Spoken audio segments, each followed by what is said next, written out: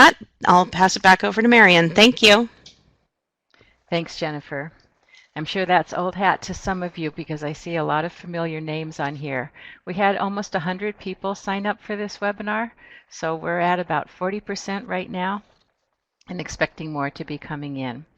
I want to quickly introduce to you Betsy Parrish from Hamline University, which is in St. Paul, Minnesota, if you're not familiar with it. So she's talking to us from Minnesota today. Betsy is a professor of teaching English as a foreign language and adult ESL certificate programs, as well as the master's degree in ESL in the School of Education there. She's worked as an ESL and EFL teacher, teacher educator, writer, and consultant for many years. After teaching in France for 5 years, she started the TEFL program at Hamline in 1991, and graduates from that program have taught in over 40 countries around the world. So that's nice to know where your graduates of your classes end up, isn't it? She is the author of Teaching Adult ESL from McGraw-Hill and 4-Point Advanced Listening and Speaking from the University of Michigan Press. She's a frequent presenter at state, national, and international conferences on adult education issues, including academic and career readiness, workplace ESL, cross-cultural communication, and learner-centered teaching practices. So today she's going to talk to us about increasing rigor in instruction from beginning ESL through advanced and also ABE classes. So without further ado, I will turn it over to Betsy.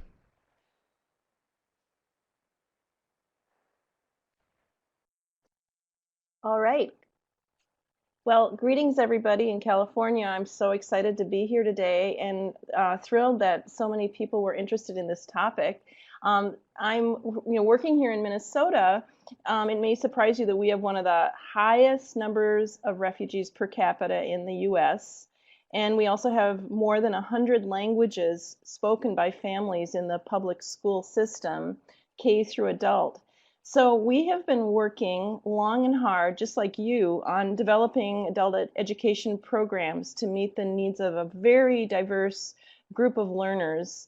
And particularly, we've been really working hard in recent years to prepare learners for the demands of today's world. And that's the focus today. We want to think about what instruction can look like in ESL and basic skills classrooms today. So our objectives are, as you're working through the webinar, you should be able to define rigor in your context, because I know that can look different for different people. Also, let's think about redefining the idea of transition skills.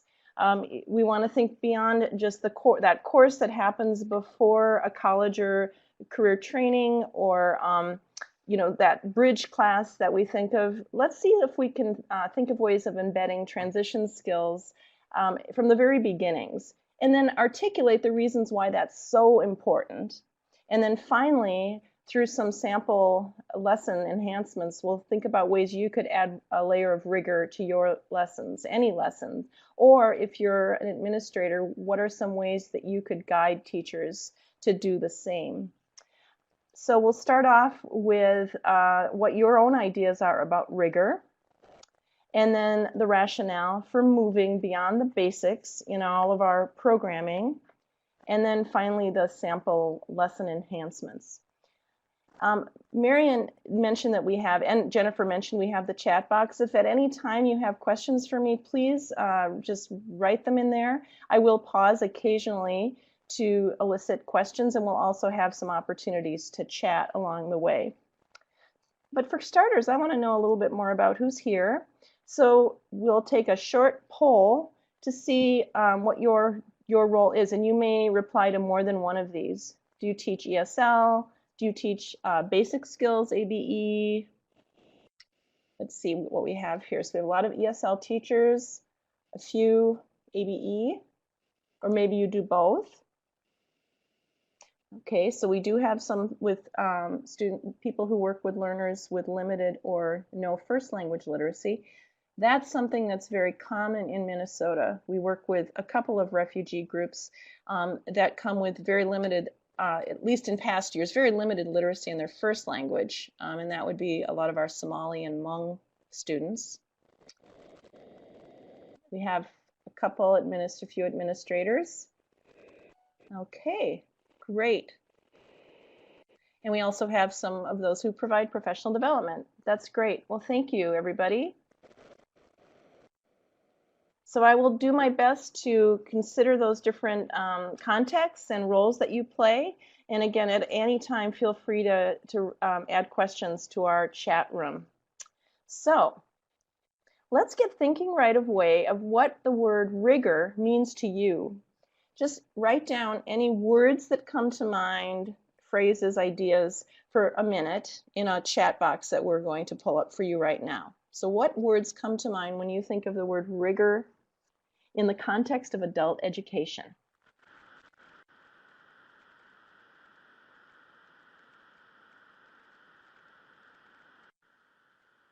Okay, critical thinking, enthusiasm. Let's see what else we have. Demand.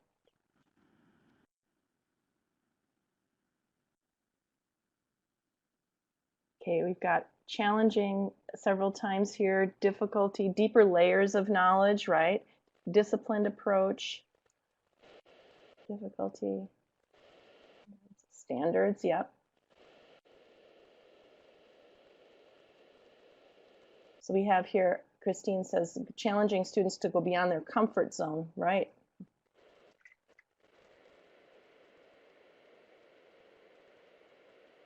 Right.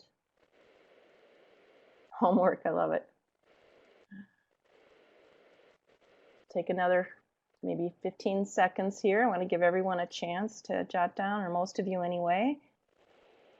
So as you're typing, so what I'm seeing, some themes I see here, the idea of challenging learners beyond their comfort zone. I see the idea of, I see the word complexity, but I see that reflected in several of your answers. And we'll talk a lot about that. How do we look at the complex texts that learners need to access? And then we see the word standards, and I see it both in terms of, I assume you mean the standards that we as programs have to teach to, and then also just having higher standards in general for learners. I see the idea of discipline. Great. A couple of times we had that. Yeah, so what's intriguing and I'm refreshed by is that I don't see this framed in any kind of, in sort of a negative way, which sometimes I do see with groups. In other words, it's there's some hesitation sometimes for people to take this on, to take on the challenge of more challenging instruction. So yes, thanks a lot for sharing those ideas. So that's exactly what we're going to be thinking about today, is tie some of your ideas that you just brainstormed to the kind of instruction that we can have, or we could use in our classes in order to provide learners with that challenge and to heighten the standards. So I think a good place to start is to think about our own personal and professional practices and what it was that prepared us to take part in those. So let me share an example, and then we're going to do another poll. Just last year, my husband and I started shopping for a new car. So we read consumer reports. We looked at the specs for different cars, and that involved looking at a lot of different charts and graphs, and then also we read a lot of reviews online.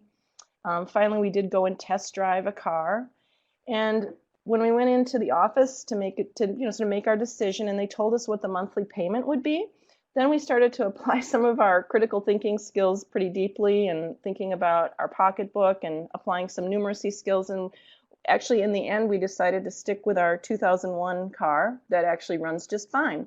So after all of that hard work, we, synthesizing all that information from multiple sources, we made the decision not to buy the car. So as you can see, if you look at this list of skills and strategies that people could use in their lives, we employed a number of them, didn't we? So let's, I want you to think about which of these skills do you apply in your own life, personal or professional. You personally, not in your classroom, but you in your day-to-day life. So let's see what we find here.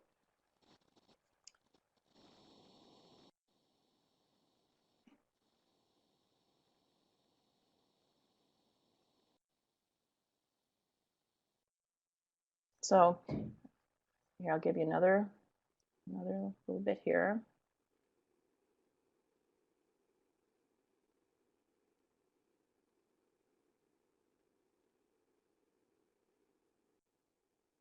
So we've got just about everybody talking about listening carefully to others and contributing your ideas, using information to draw conclusions, make decisions,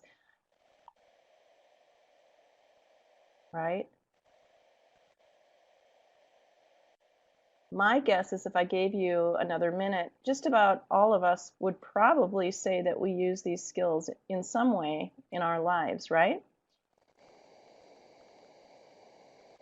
So, thank you very much. So the big question is, what would we call those skills? And then how did we acquire them? Okay, so let's think first about how we would categorize these skills. Well, we see a lot of academic language in there.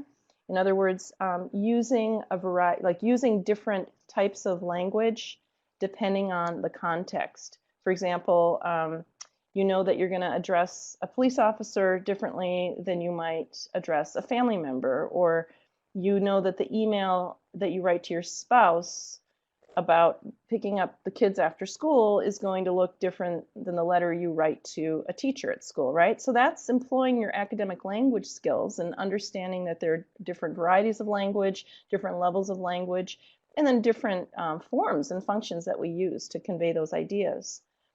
You also, if you take think of those skills, you used a lot of language strategies to access complex texts, right? So you probably, like my example, I had to read a variety of types of text, for example, reviews and tables and charts, and no doubt you found the same, right? In the morning, it's very common for us to look at an app on our phone to determine how we should dress for the day. That's probably not something that you do a lot in California, but we're going to read that visual text on our phone or in the newspaper very differently than we might read an extended email once we get to work. And then we employ a lot of critical thinking skills, and I think that was evident through my example, and I'm sure that you employed a lot of those as well.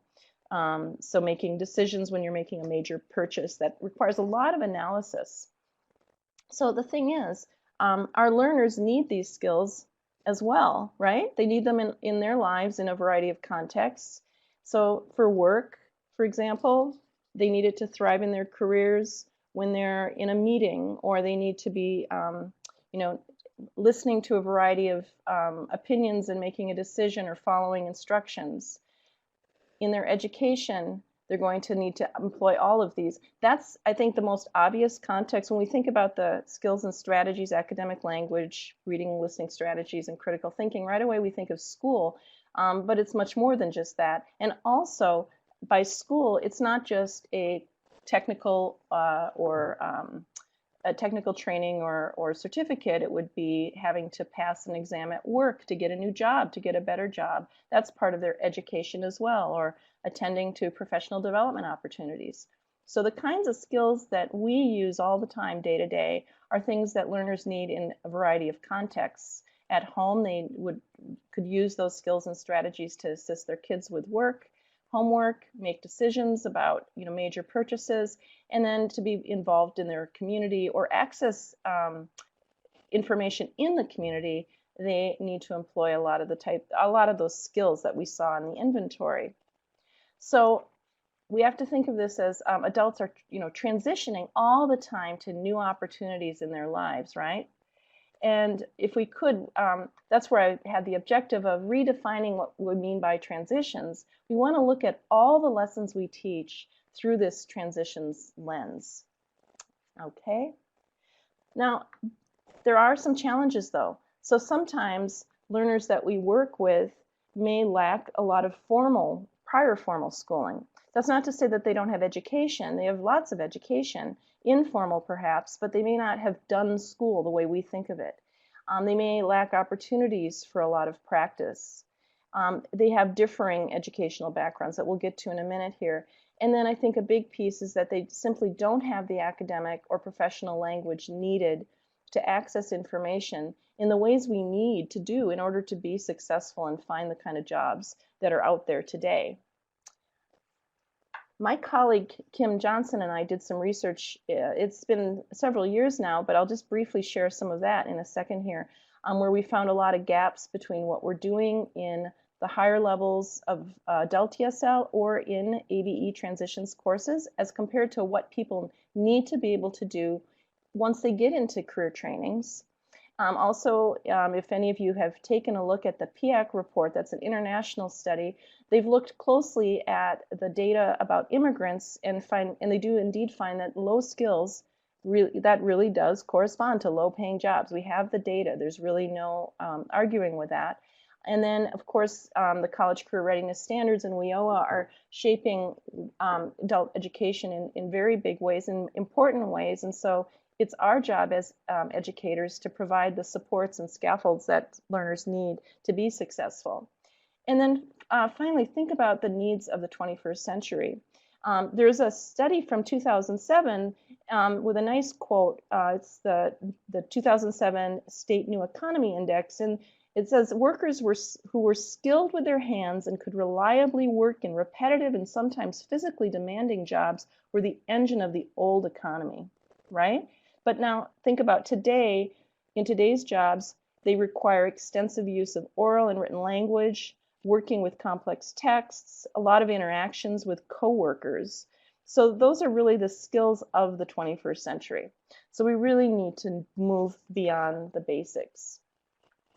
Let me just share a couple of examples that I referred to in the study with Kim Johnson and I, where we looked at these gaps, and these were some of the areas where we found gaps between what it is we're teaching as opposed to what it is learners need to be successful. And these were in two-year technical programs.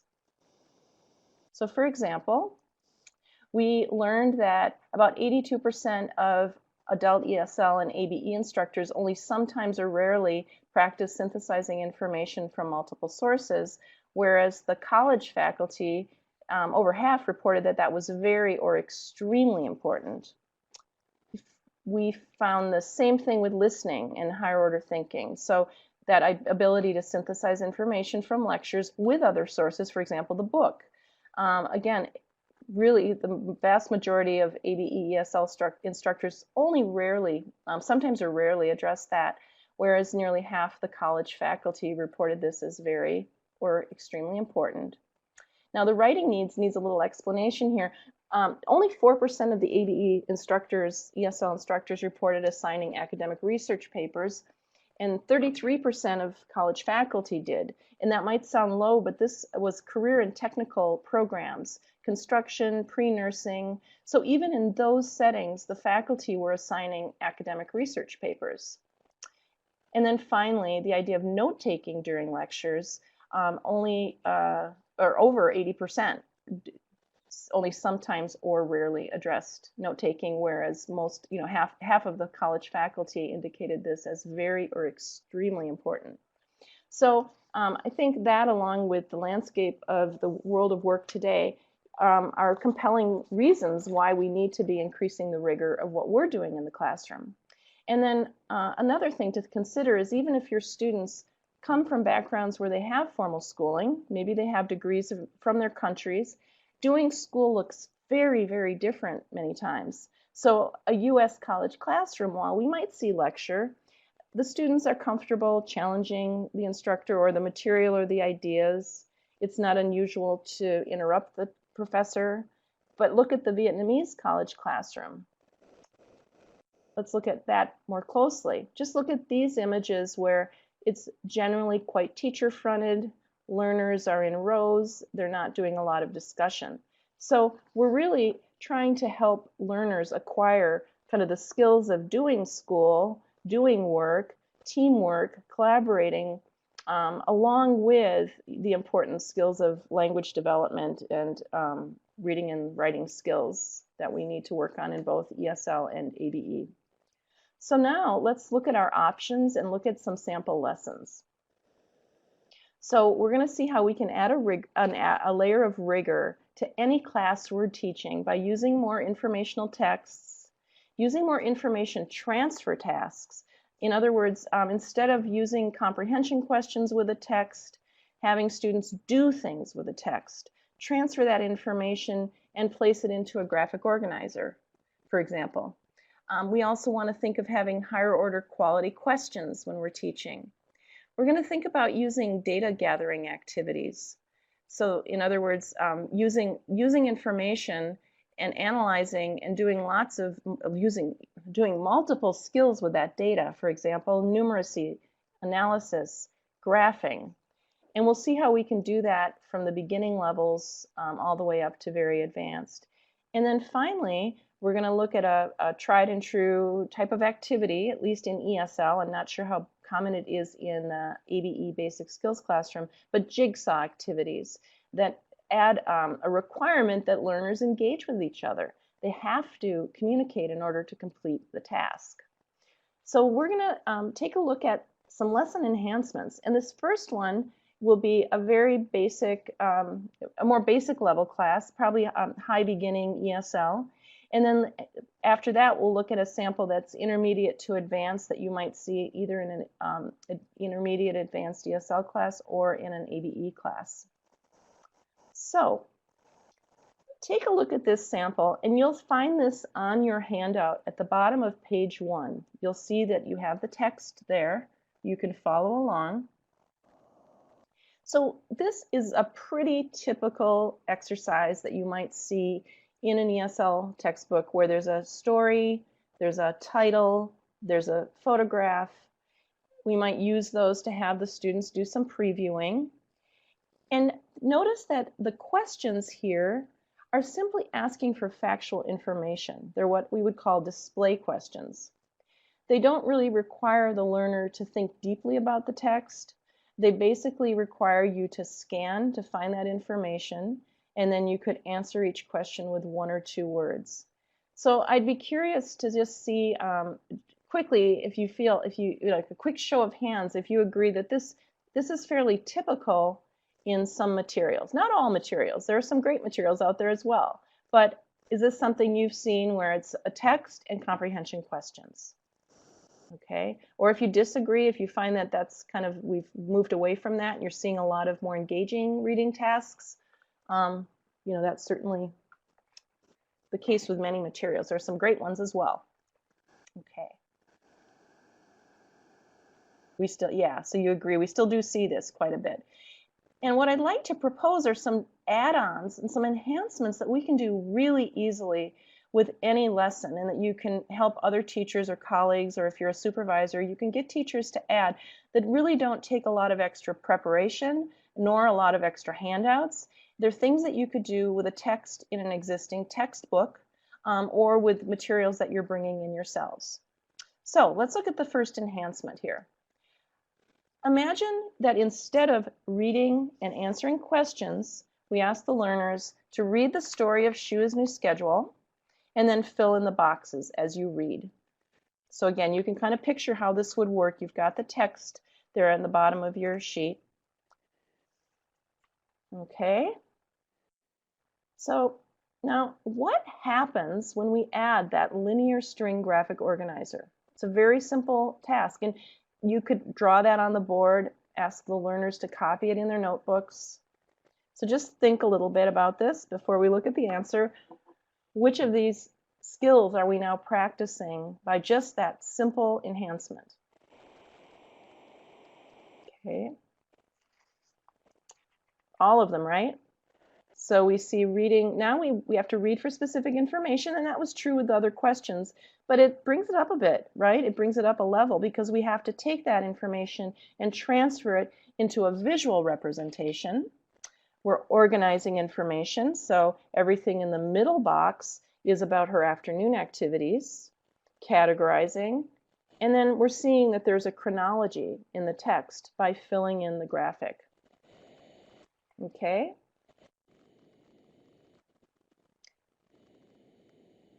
So let's see another enhancement. Now, again, remember you've got the text at the bottom there. Imagine if you gave students, oh, is audio okay for most people? I see we have one note here. I'll let you Jennifer? Yeah, I think we're okay. We're okay, thank you. Okay, so imagine that you were to give students in the class, so we've got 8 flashcards. Hand these out to 8 learners in the class, invite them to the front of the room, and ask them to organize themselves from the beginning of the day to later in the day, so morning through evening. So the students will stand up in chronological order, help each other out. People in the audience can help as well. Okay? And then you'll notice that there are several activities related to the afternoon. So you can start asking some questions. So imagine that this is the order. Work in the morning, and then the other activities, the next ones are all afternoon. Start asking some questions. When does Shua take her brother and sister to the playground? Okay, we could just say afternoon, but you could ask some deeper questions. Do they do homework before going to the playground? And then they may say, well, what would they find out? It doesn't tell us in the text. And while we want to stay true to the text and we're thinking of finding evidence to support these claims, that's fine. But I think with ESL learners, it's also helpful to use this as an opportunity to do some analysis and get some language production. So then we could start talking as a class about, well, what does your family do? I mean, would you do the homework before or after going to the playground? I've even done a vote in the class to see, oh, well, my family's one where you always do the homework first before you're rewarded with the playground, or vice versa. So when do you think they wash clothes? Is it every day, every other day, once a week? How is Shua's life different, and how do we know? So this is a good one for really getting them looking closely at the text. So first of all, there's a signal word in the first paragraph that says now. You see the word now in there, which signals that things are different, and everything that follows that is going to tell us what's different. And then we know that she likes this because at the end she talks about liking her new schedule. So we can talk about, well, why do you think that is? And do a little analysis. Well, maybe more time with family. What about the fact that now she can meet all of her personal goals? She's able to work, still go to school, and still help out with her family.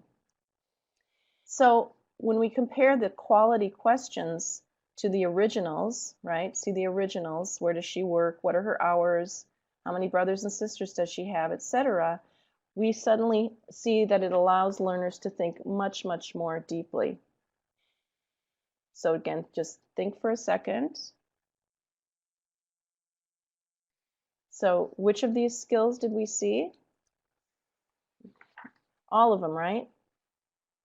So the students have to analyze the relationship between ideas. For example, the timing of the day when you might go to the playground versus do the homework.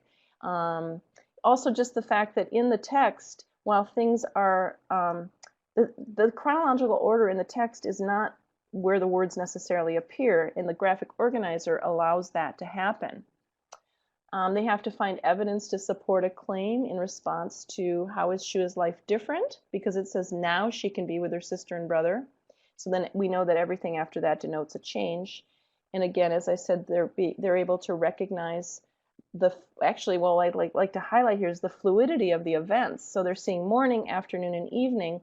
The text doesn't necessarily tell us that the order of what she does in the afternoon. And they may assume that just because one is said before the other or written before the other that it does. So again, these tasks allow for that much, much deeper interpretation. And this all the while with a very beginning level text. Yes, by the way, yes, you will get you will have access to the PowerPoint. So somebody just asked that. Great question. So if we look at the linear string along with the lineup, along with the more quality questions, look at all this great language, academic language, for example, recognizing the organization of a text, recognizing chronology, great reading strategies, information transfer, lots of critical thinking. And then we have some bonus skills. One of them is note-taking with the linear string, and then the idea of grouping activities models an organizational technique that the learners might be able to use on their own. So this is the time where I want to highlight on the handout at the top of page 1, that table outlines for you these sorts of skills for success in these different categories that we'll be looking at today. So as you reflect on the activities, you could be thinking of those, which ones do you see present in the activities? Okay, so I think I'll pause for a minute. Any questions so far about any of the activities you just saw?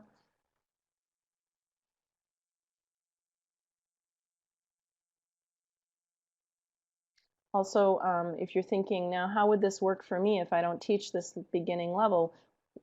In what ways could these strategies be used with a much more advanced level text? Yeah, Ryan, thanks. Yes, exactly. This does align very well with CCRS.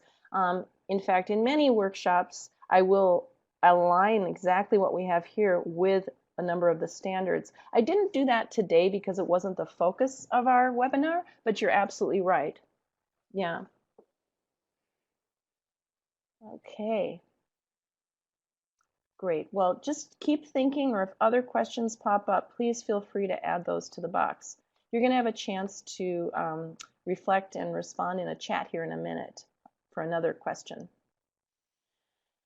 Okay, now I want to think about with you an idea from Pauline Gibbons. She's somebody who's out of Australia, and she works in the world of K-12, but her work has really resonated with me. She talks about the idea that we have to bridge the oral language that learners have, or their more social language that already exists for them, with more academic discourse. So as she puts it and others put it, a lot of times learners, they will have their social language down and they're quite proficient in that area, and yet when it comes to academic language, we know that it can take a long time to acquire those skills. G talks about the primary or secondary discourses in learners' lives, which is more that what you're using in your home life with your family versus the discourse that you need for school or work. And then finally, what Gibbons says that really resonates with me is that our adult learners have deep intellectual thoughts, right? But they don't necessarily have the words to write those thoughts. She's talking a lot about writing, but this would be true for speaking as well. Okay, Sharon has a great question here. Are materials or curricula being written to incorporate these methods? I would say there definitely are, and I guess that I don't feel comfortable necessarily naming particular texts. Oh yes, I do, because your dear friends. One series is Ventures does a really nice job of embedding all of this. Oh gosh, Futures does a really nice job with this. There are indeed some textbook series that do this really nicely. Hope that's all right to put in a plug there. But it's not, this is something that you could be doing with any material you choose to use. Maybe it's a short video clip you're going to use. Maybe it's a short reading you want to use.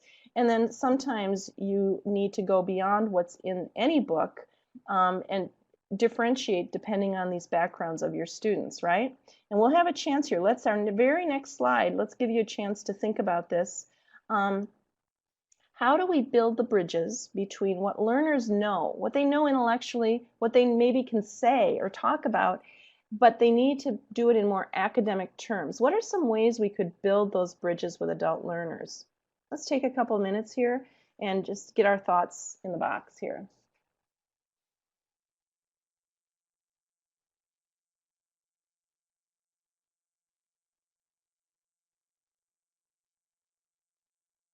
And I noticed one of the things I noticed stand out, I think is great as well. I don't work in adult ESL programs as much as you do, so I'm not as immersed in the actual materials. That's why I hesitated to even jump in there. And it's oftentimes driven by what teachers bring to me in my classes that gives me more familiarity. But I'm teaching teachers day after day, not so much, I'm not teaching the learners, so I don't get my hands on the actual textbooks the ways that you do. So thinking about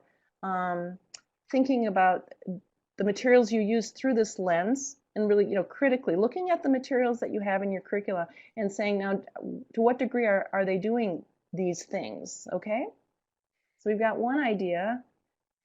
So you don't understand the question. Thanks, Christine. So if you're, how do we build bridges between what learners might know in their heads intellectually? Maybe they can talk about it. How might we build some bridges to then using that language for these more work-related, school-related tasks. Does that help? So we've got some great ideas, tying these ideas to real-life situations, doing teamwork, problem solving in class, role play,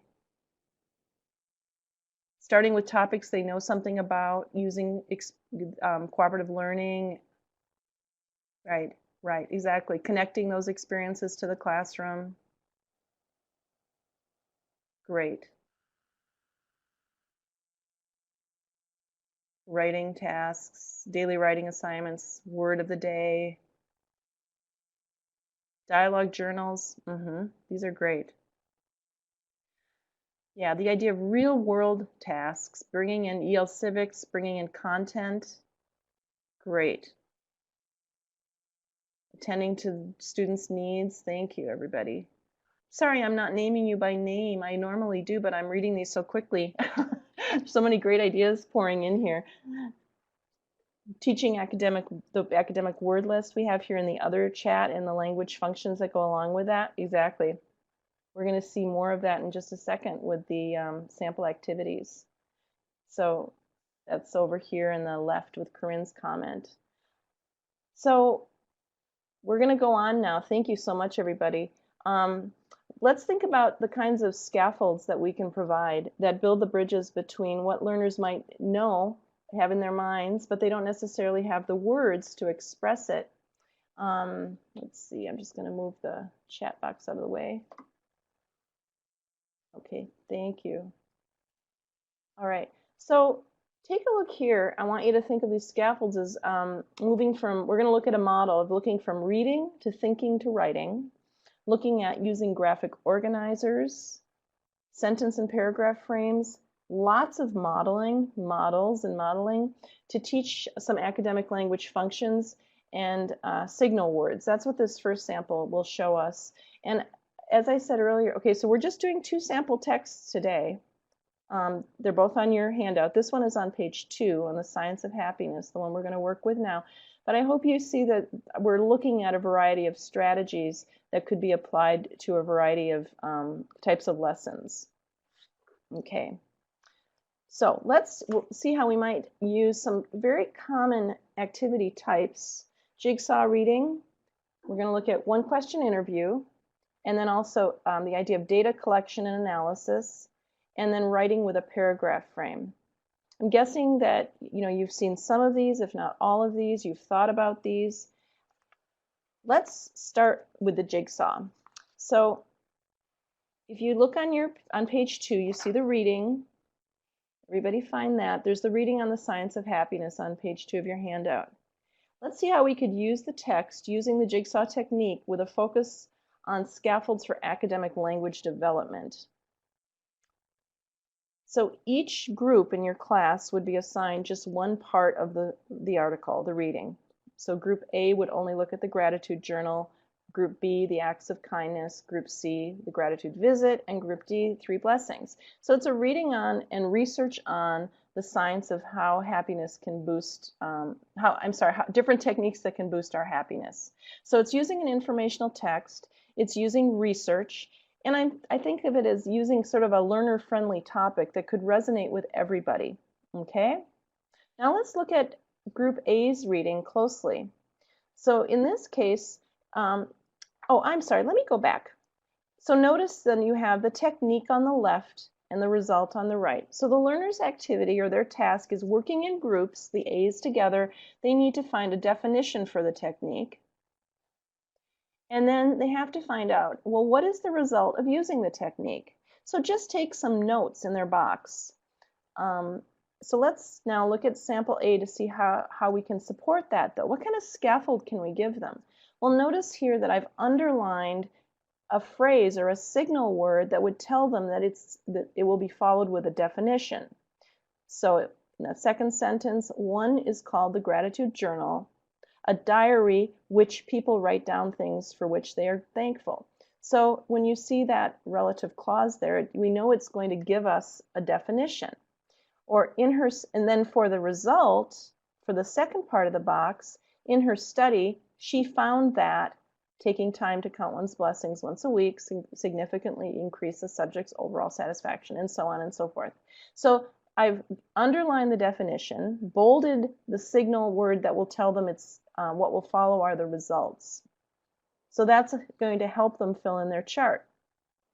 Now, in a jigsaw, as you probably know, the next step is that the students need to exchange information they collected.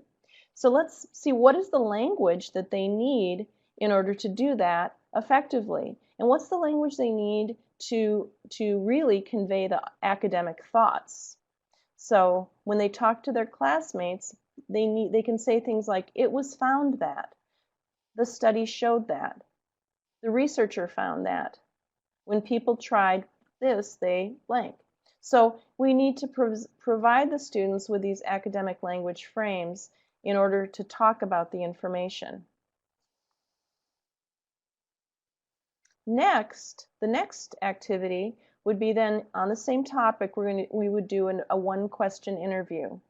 So how likely are you to use, and then it's for each of the techniques. So how likely are people in our class to try these techniques? So once they've exchanged the information, they've learned a little bit about the 4 techniques, the 4 methods, they're going to collect actual data from their own class. So once they've collected that data, we can analyze it, work in groups. But what language do they need now? Think about that. What language do you need in order to talk about data? Well, most people, some people, 2/3 of the class, half the class. More people said they'll use the gratitude visit than the gratitude journal, etc., etc. So again, we need to teach the language frames that are required to talk about the data. And then finally, and I'm sure you're imagining this and guessing this already, we could have them create a graph of the data and then present that to others in class. So here we see multiple skills applied, which we'll reflect on here in just a second. Okay? So, using all the information they've gathered, now the learners can create a short essay, paragraph. Of course, it could be longer than this. This is just a snapshot for you. But using a paragraph frame like this, they could create a report on the class preferences. So, a vast majority of people in our class plan to try the whatever. In fact, 80% report that. So you provide them with frames that you could use more or less language depending on the level of the learners, and you could use this at first and then sort of pull that away. So I really think paragraph frames are a great way to give students the scaffolds they need for this kind of academic writing. Being that you're in California, you're probably familiar with Jeff Zweer's work at Stanford. His website, which is, I have the language and learning website among the resources there, you're going to find that there's language and literacy. You're going to find a lot of links to samples that you could use for a variety of language types of writing, genres, language functions. So think a little bit about the steps that we had here to provide bridges and scaffolds for academic writing, starting by giving this, first of all, having them do a jigsaw, giving them some signal words, having them exchange information, giving them the frames that they need to talk about data, to present information, and then finally writing with a paragraph frame. Think about it now, but think about it in terms of the academic writing demands that it's practicing and those transition skills. So just by virtue of doing a graphic organizer with the jigsaw, we're helping learners recognize text genre, we're helping them understand how to make sense of a report on research, because the chart itself shows you the cause-effect relationship. We also provide them with the language frames they need to talk about the information. The one-question interview helps them see how they can collect and analyze and tally data. By working to analyze in small groups, They're developing an academic register with the sentence frames, for example, 2/3 of the class, most of the class, the majority. And then they're also summarizing and synthesizing in teams. Finally, doing graphs is a great way to work on that kind of work on a variety of types of print and interpret information that's represented in a variety of forms, visually as well as in writing, and then transferring information between text and a other form such as a grid, or text and a graphic organizer, or text and a graph, helping them understand that these three different pieces of information can mean the same thing, whether it's in a paragraph, whether it's in a chart, or whether it's represented as a graph. Those are such valuable skills that are transferable to all sorts of school and work settings. Okay. Now you might be wondering, how would this work with beginning? So before we do some more reflection and share your ideas of what you want to try out from these samples in your own setting, let's just quickly walk through a different example of the one question interview and then some add-ons for high beginning ESL, for example. So this one question interview sample is about learners' literacy practices. How often do you use a computer, read a newspaper? Other samples, other strips of paper that you give learners could have things like read text messages, the sorts of things that learners are likely to do in their lives. And then it becomes a sort of a critical literacy issue. They start to talk about the ways we communicate in print. Maybe they'll start to talk about why we don't write letters so much anymore, or whether or not they have access to computers or email. Just as before, you could give them the language frames they need, and those can be more complex or simpler depending on their level, but they have the language frames they need to talk about data they collect about their classmates. Or in a higher level class, you could give more sophisticated or more complex structures. Okay? And then, just as before, a great opportunity to work on graphing, and then using that information to create a paragraph frame. So that was just a quick example to show you that these are transferable strategies and skills that you could use beginning through advanced levels in order to work on academic professional language, some really critical reading strategies. So not just the basic skimming, scanning, but really reading more deeply and having to organize the information visually. More critical thinking, and then those related academic skills. Okay? So I will let you take a look at that just for a second. It's just a recap that's really the same as before, but just to bring home the fact that we can do this at all levels, not just more intermediate to advanced levels, right? What I want to highlight here is my very last point, which is we are conducting research when we do these activities. That was something that was really missing in adult education when we did our study. And by collecting data, analyzing that data, you can start to work on some great research skills. You could also have students write about each other, saying things like, well, according to our study or according to our research. So start to have them work with that more academic discourse. So just to summarize a bit here, there's some really important forces that are creating this need for more rigorous instruction.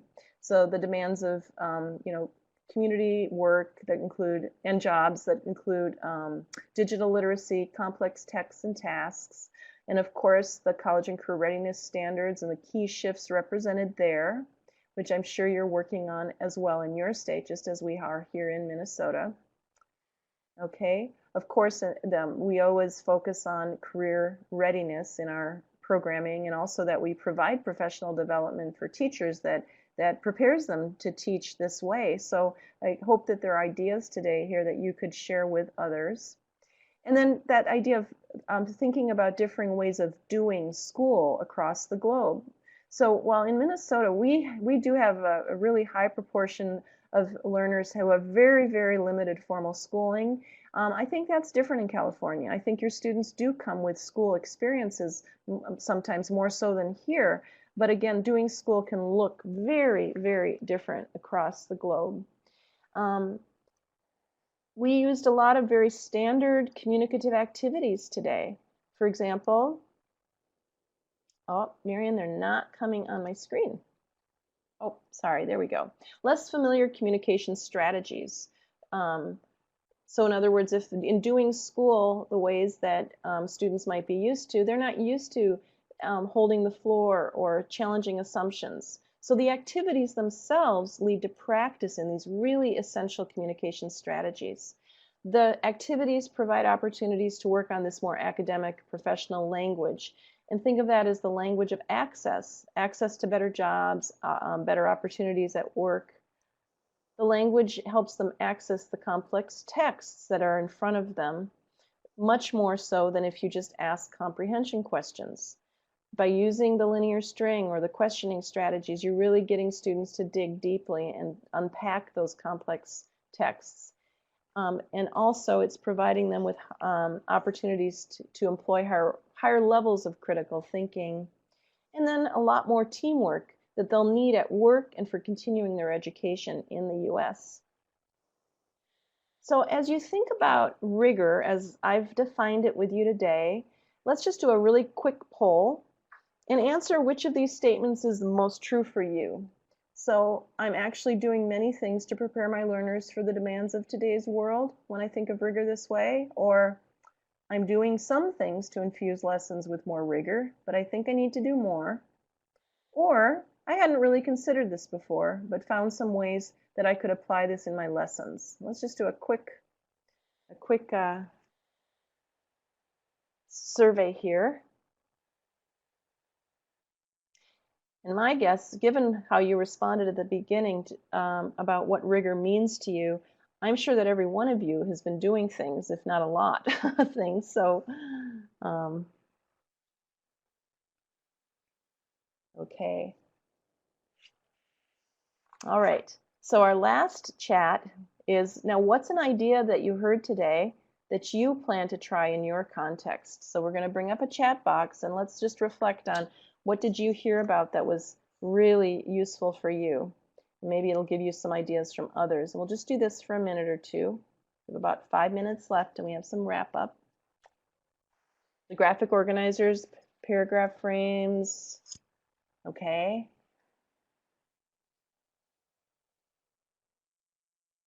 And isn't it nice how, graphic organizers, of course you could have a handout, but there's such a great add-on because you could just draw that on the board and have students draw that in their notebook and use it, which I think is actually better because it's going to show them how then they could start to use those graphic organizers in their own note-taking in their own notebooks, right? I see that people are appreciating the idea of kind of transferring the skills from the text to the graphic organizer. Yeah, good. Great.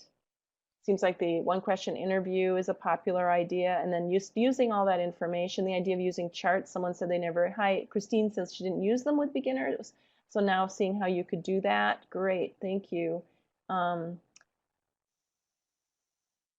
Yes, so Sharon mentions having people tune into news sites. You could have them do that on their own or in the lab, if you're in the computer lab or doing some independent work, and they could do these same kinds of activities. And that idea, Pam and Gina mentioned thinking of it as a research project and all that's included. Because I think we don't think of something like a one-question interview in our class as research, but it is, right? And it's a great scaffold.